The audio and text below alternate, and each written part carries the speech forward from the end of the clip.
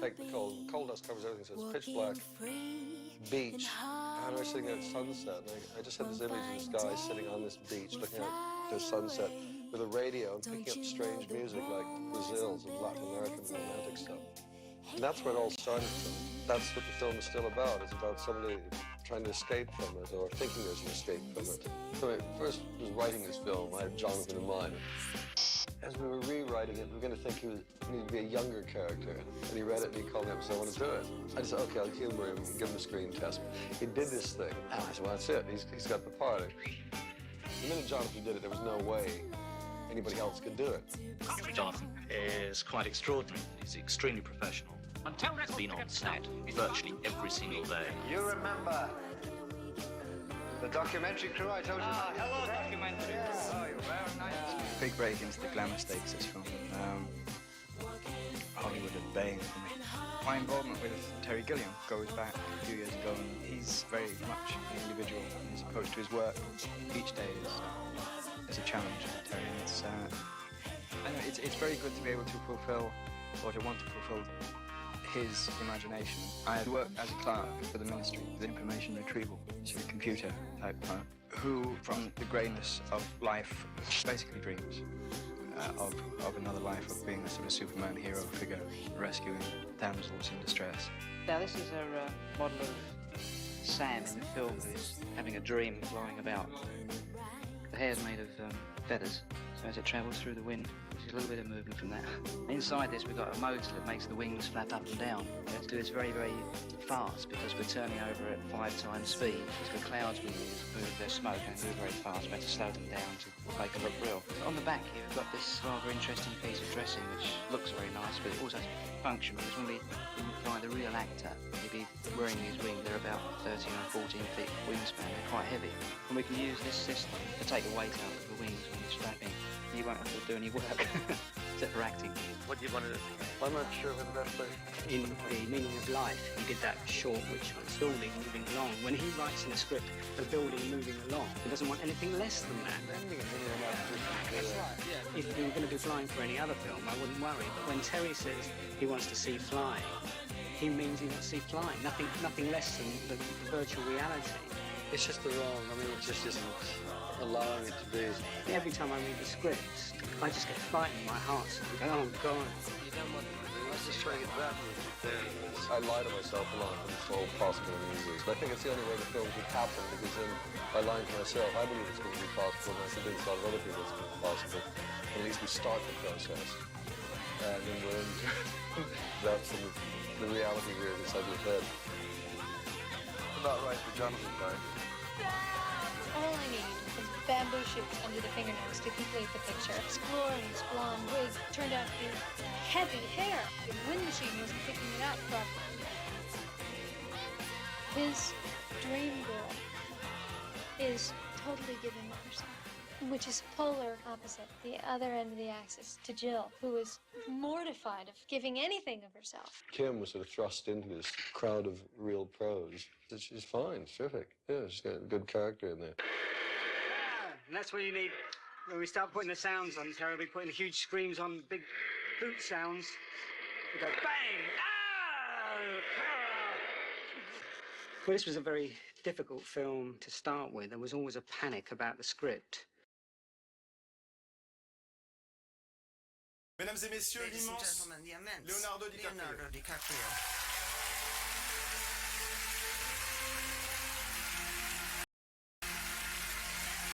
He doesn't say much, but when he does, it matters.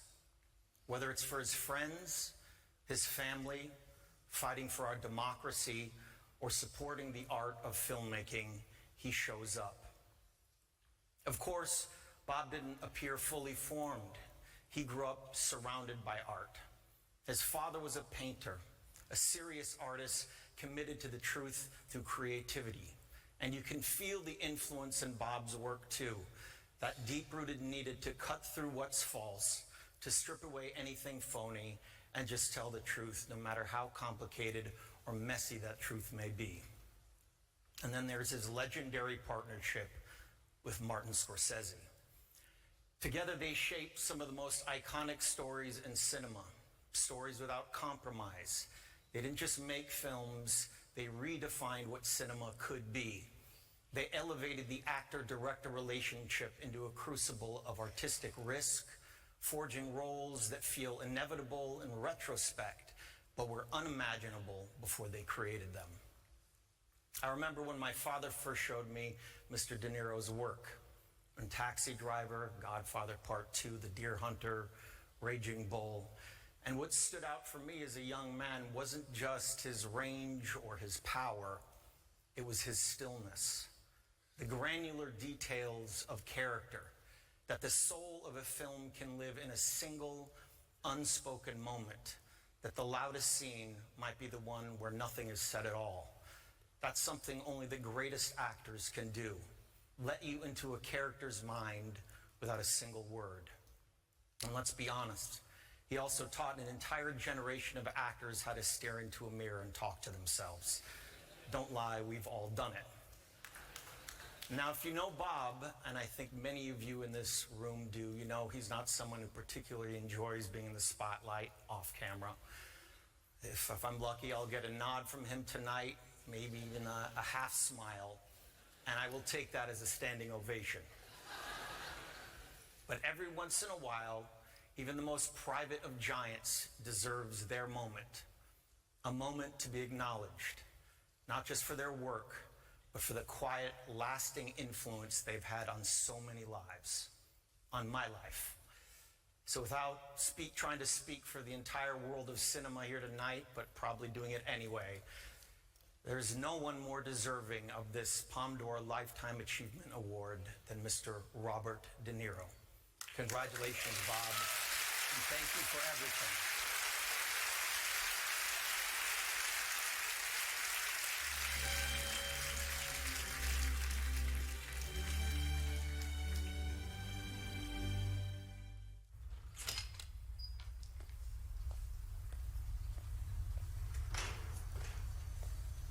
When you love someone, you've got to trust them. There's no other way. You've got to give them the key to everything that's yours. Otherwise, what's the point? And for a while, I believed that's the kind of love I had.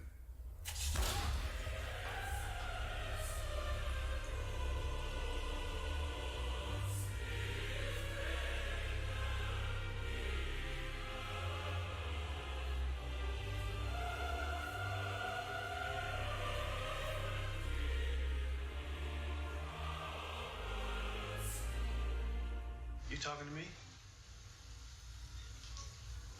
You talking to me? You talking to me? Well, who the hell else are you talking? You talking to me? Well, I'm the only one here. Who the fuck do you think you're talking to? Oh, yeah? Huh? Okay.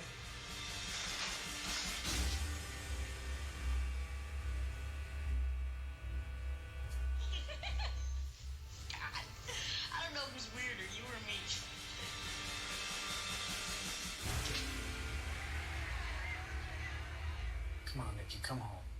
You remember the trees? Remember that? The mountains? You do what you want. You want to be a diplomat, that's your business. Me? I'm a gangster. Hey, listen, I swear to my mother, you come with me next Tuesday. I signed the paycheck over to you, Charlie. I swear to my mother. Swear to Christ, okay? Come on, you come, it's $110, you give it to Mike. Come on. I buddy up with a guy one night, he made me kill. The Bronx Bull, the Raging Bull. Let's hear for the great Jake LaMotta, ladies and gentlemen. I'm the best. I can take it more than anybody. You're dead, you're married. Think the young girl's for me. There's no way I'm going down. I don't go down for nobody. What is it with him? Why does he have to make it so hard on himself? If you beat Sugar Ray, you'll get a shot at the title. You feel that way? There's no one else around who wants to fight me. They're all afraid. There's a lot of bad things, Joey. Maybe it's coming back to me.